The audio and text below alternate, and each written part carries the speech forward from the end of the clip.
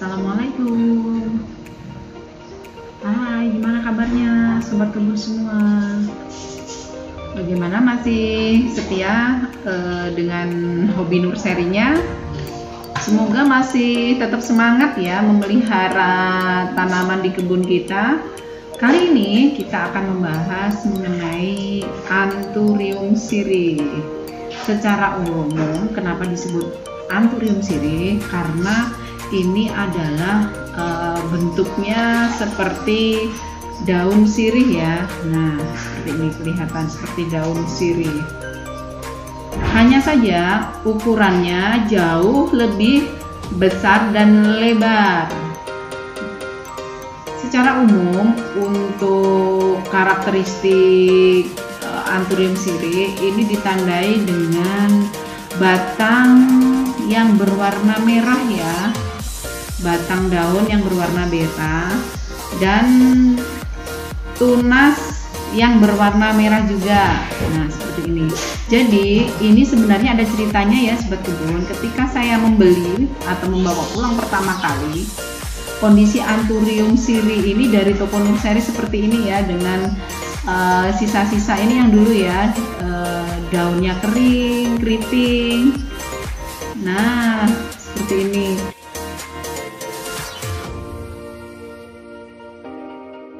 Itu tantangan buat kita, gimana supaya tanaman ini bisa tumbuh, dan alhamdulillah, nah bisa dilihat kan sobat kebun bagaimana hasil perawatan di kebun kami. Alhamdulillah daunnya sudah kelihatan, dari size-nya juga beda jauh ya.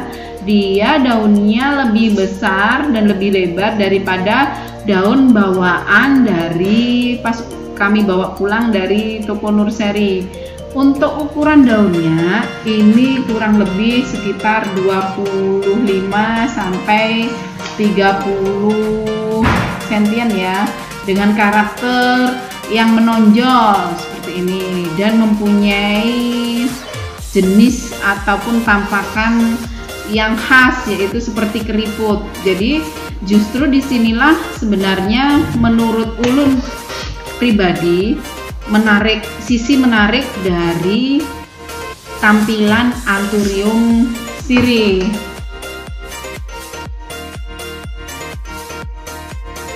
Jadi justru karena tingkat keriput ataupun tingkat lekukan yang khas menambah daya pikat si daun itu sendiri.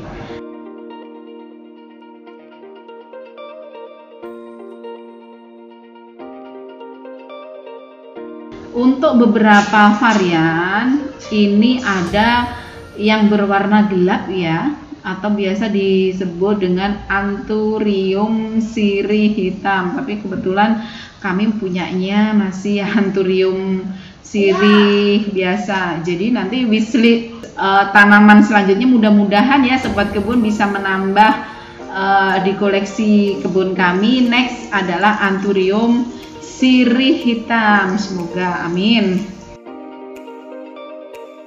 Sebenarnya Anthurium siri ini kalau kita lihat secara umum itu mirip atau hampir mirip dengan Anthurium kuping gajah ya sobat kebun. Ya memang benar, karena pada dasarnya Anthurium siri ini adalah merupakan hasil persilangan Anthurium radicans dengan Anthurium jenis kuping gajah atau disebut dengan Anthurium deschieri. Dia adalah salah satu jenis dari Anthurium kuping gajah. Sama seperti Anthurium lainnya ya. Jadi untuk perkembangbiakan Anthurium siri ini juga melalui perkembangbiakan melalui biji ataupun dengan vegetatif atau melalui pemisahan dari cacah akar ya. Apabila kita memilih media tanamnya cocok dengan tanaman kita ini nanti dia akan tumbuh besar loh sobat kebun. Jadi dia tingginya bisa kurang lebih 1 meter loh. Jadi nanti kan bisa dibayangkan betapa nanti sangat berkarakternya dari anthurium yang kita punya ini. Untuk pemilihan media tanam sama ya dengan tanaman anthurium lainnya. Jadi kita harus tetap memakai media tanam yang cukup poros. Cukup poros ini maksudnya bagaimana? Seperti video-video sebelumnya yang kami bahas, maksud dari tanaman atau media tanam yang poros itu adalah media tanam yang tidak menggenang atau terlalu menahan kelembapan air. Jadi ciri khas dari media tanam kita poros atau tidak itu adalah ketika kita siram dia bisa langsung turun ke bawah, jadi tidak menggenang di media tanam kita. Terus bagaimana kira-kira pertanyaannya, kalau kemarin kan dibawa dari toko nursery dalam kondisi keriting, kok sekarang bisa perkembangannya bagus? Ya, karena langkah pertama semalam pas Ulun bawa pulang, itu langkah pertamanya adalah mengganti medianya.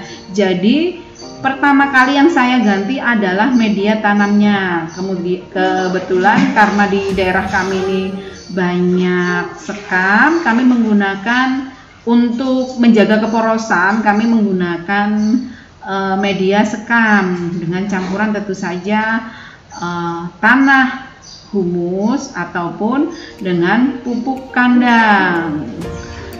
Jadi jangan lupa ya sobat kebun, yang namanya tanaman ini kan dia kan juga tumbuhan atau makhluk hidup. Jadi tetap dikasih multivitamin juga ya untuk meminimalisir terkenanya bakteri ataupun jamur ya sobat kebun. Nah seperti ini, kebetulan kemarin secara tidak sengaja beberapa daun ada yang gosong. Kemungkinan analisa saya pribadi ini bisa jadi karena mungkin peletakannya yang tersengat, yang frekuensi tersengat sinar mataharinya lebih dari 50%. Jadi mengakibatkan beberapa daun itu gosong. Nah, seperti terlihat ya pada tanaman di kebun kami. Tapi jangan lupa ya sobat kebun, meskipun sinar matahari terkadang itu mengakibatkan gosong pada tanaman kita, tapi untuk sinar matahari itu juga diperlukan loh untuk kegiatan fotosintesis dari tanaman kita. Jadi seandainya mau tanaman kita subur, jangan lupa ya tetap terkena sinar matahari ya. Paling bagusnya adalah sinar matahari pagi. Tapi kalau memang sobat kebun tidak menginginkan keluar masuk dalam artian peletakannya di outdoor saja bisa sih, tapi jangan lupa memakai paranet ya untuk meminimalisir sengatan dari sinar matahari.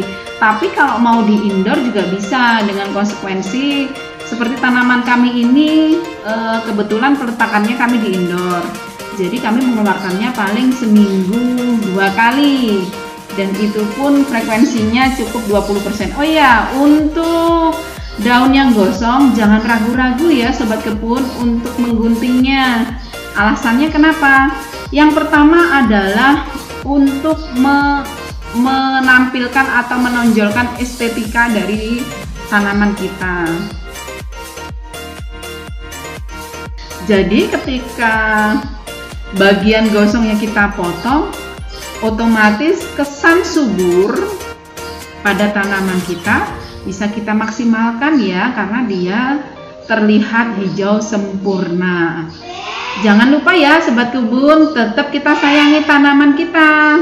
Jangan lupa disiram dan diberi nutrisi. Demikian dulu video kali ini. Wassalamualaikum warahmatullahi wabarakatuh.